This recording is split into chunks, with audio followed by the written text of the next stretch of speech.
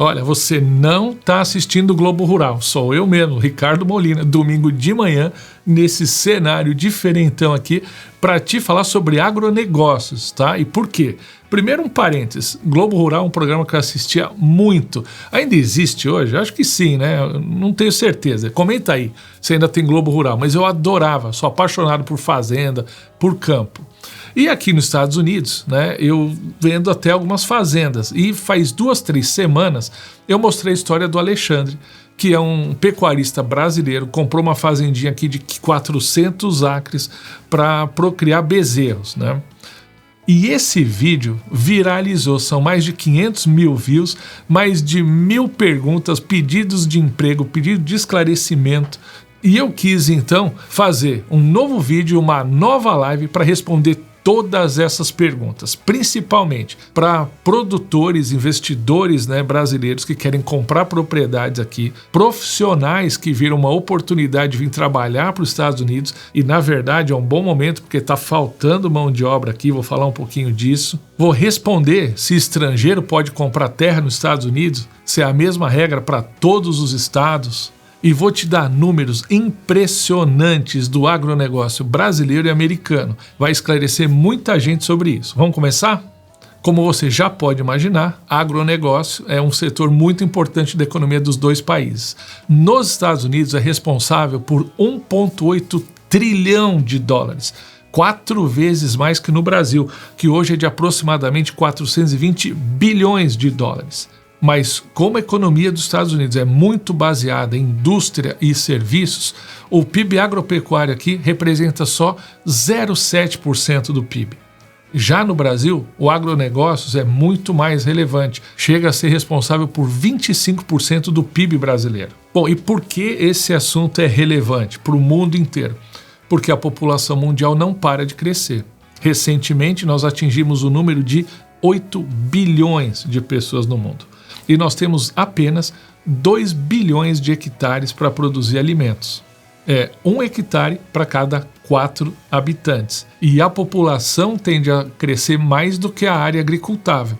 E por isso a gente precisa do desenvolvimento de novas tecnologias que aumente a produtividade nas áreas já existentes. Aliás, esse foi o principal motivo do crescimento do agronegócio no Brasil, onde se recuperou muita pastagem degradada para plantio de soja, de milho. A Embrapa tem um trabalho de referência no mundo inteiro de desenvolvimento de novas variantes, novas sementes, de novos métodos. As empresas brasileiras e os profissionais brasileiros do agronegócio hoje estão no topo dessa pirâmide de conhecimento e de tecnologia no mundo inteiro. O que está tornando o Brasil, além de um grande exportador de commodities agrícolas, um exportador de tecnologia e daqui a pouquinho eu prevejo de mão de obra qualificada nesse segmento.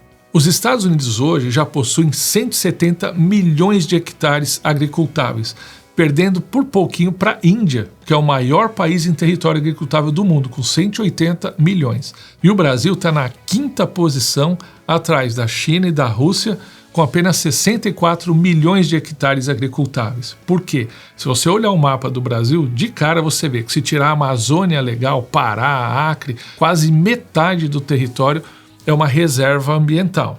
Bom, o que faz do Brasil talvez o país com maior potencial, com maior reserva de áreas agricultáveis no mundo.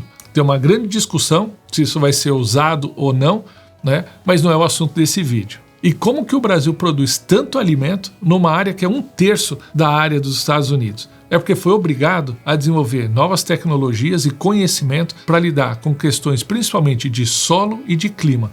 Quando comparado aos Estados Unidos, o solo brasileiro é considerado mais pobre, porque eu também não sabia, mas porque ele é um solo mais antigo e que já foi deteriorado principalmente pelo sol e pela chuva. Esse fenômeno é chamado de intemperização do solo. Já nos Estados Unidos, o solo é mais rico, então o produtor aqui precisa de menos fertilizantes para atingir a mesma produtividade por hectare. Mas solo talvez seja a questão mais importante, mas não a única relevante na produção. O índice pluviométrico também é muito importante. E no Brasil ele é maior que nos Estados Unidos. Isso é bom e ruim. Porque se por um lado produz bastante água necessária para o crescimento das plantas, por outro lado cria um excesso de umidade que leva à proliferação de fungos, de bactérias, de insetos e leva ao uso maior de defensivo agrícola. Esse é um fenômeno do clima tropical existente no Brasil, porque a maioria do nosso território está abaixo da linha do Equador, né, perto do Trópico de Capricórnio, então é um clima muito propício para a agricultura. Já nos Estados Unidos, o clima é temperado e as áreas mais produtoras aqui ficam ao norte dos Estados Unidos, a região centro-norte dos Estados Unidos, chamada de Middle West. Os principais estados dessa região são Iowa, Nebraska, Illinois, Minnesota, Kansas, Indiana, South Dakota, Missouri e Ohio. Se você já assistiu algum outro vídeo meu, deve saber que essas regiões são frias, né, e nevam. Então, por isso, nos Estados Unidos, os agricultores só conseguem produzir uma safra por ano, enquanto no Brasil, normalmente, se faz 2 safras por ano. Então, dá para a gente deduzir rapidamente que, como produz 2 vezes mais por hectare no Brasil, a gente tem uma produtividade maior, apesar dessas questões que eu falei para você, da fertilização do solo e do uso de defensivos numa escala maior do que nos Estados Unidos. E aí você deve estar curiosíssimo para saber se você, brasileiro, pode comprar terra aqui. E quanta terra você pode comprar. Essa questão nós vamos detalhar na live, daqui a pouco. O link está aqui na descrição, você sabe. Já pode até ir para lá, deixar sua pergunta, né? E nós vamos falar disso com os advogados. Por quê? Não existe nenhuma lei federal dos Estados Unidos que permita ou que proíba estrangeiros de comprar terra. Mas os estados têm suas legislações. Quase sempre, um estrangeiro não pode comprar grandes extensões de terra, como é no Brasil também. Mas também, vários deles permitem a associação de capital estrangeiro com empresas americanas para investir na agricultura. Tudo isso nós vamos detalhar na live para vocês.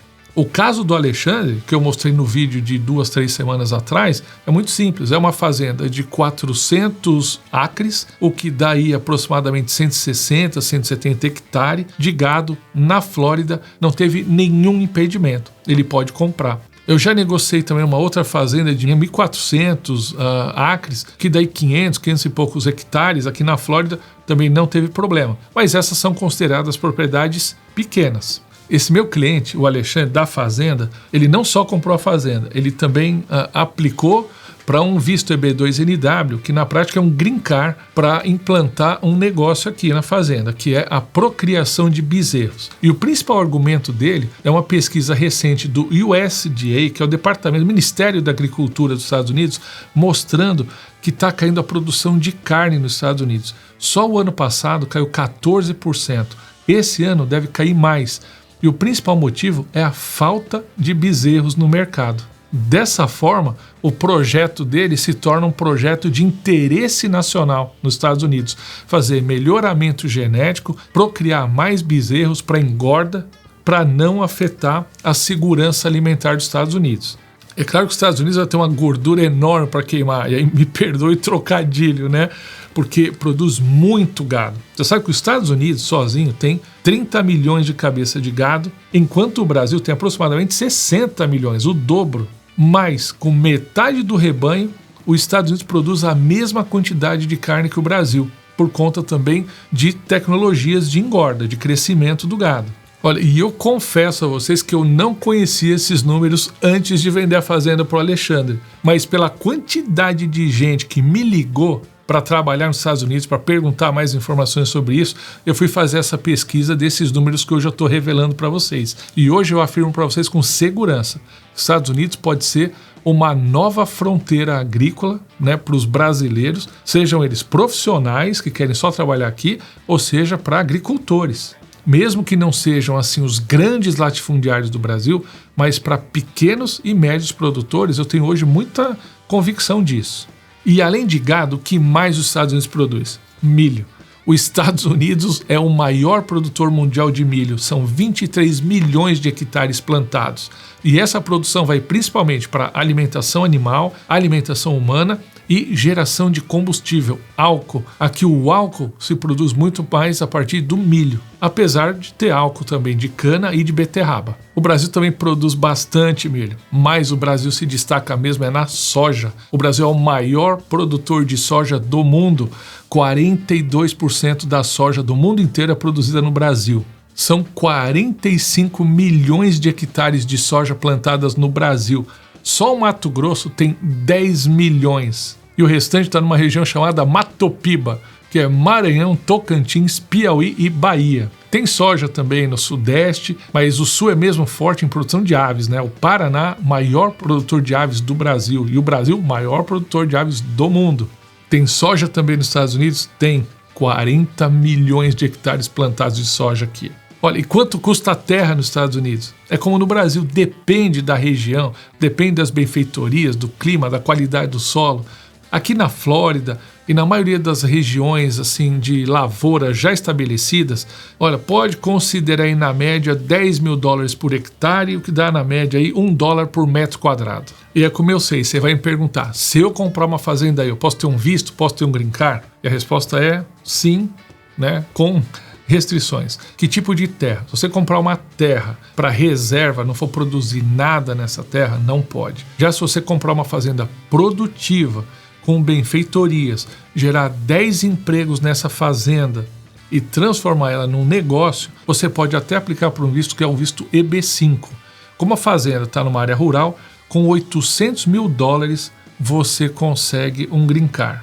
Mas se você for um produtor com tecnologia, como é o Alexandre, por exemplo, que é veterinário, você pode aplicar um visto EB1, um visto EB2 em cima desse projeto e também conseguir um green card assim.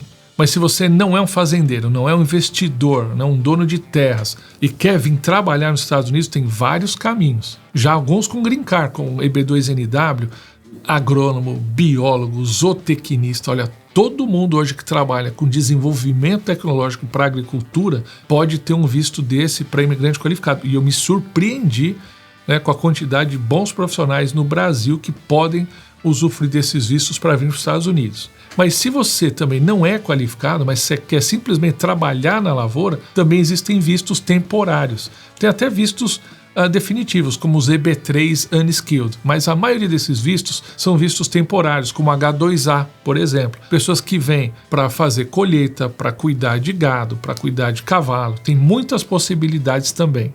Onde nós vamos falar de todos eles? Na live, que começa daqui a pouquinho. E eu, se eu fosse você, não perderia por nada. Vai estar melhor até que o Globo Rural de hoje cedo. Você vai ver. Então, se você quer participar da live, não esquece, o link está aqui embaixo, está no canal da Volare, onde a gente tem falado bastante sobre imigração nos Estados Unidos. Então, se esse assunto te interessa, já se inscreve no meu canal, ativa o sininho, vai no canal da Volare também, se inscreve, ativa o sininho também, porque aí o YouTube te avisa sempre que a gente lançar vídeo novo. Você me conhece, eu sou Ricardo Molina, eu sou broker da Talent e sou CEO da Volare aqui em Orlando, onde uma nova vida te espera. Corre que eu estou te esperando na live, ó. O link está aqui embaixo. Até o próximo vídeo. Tchau.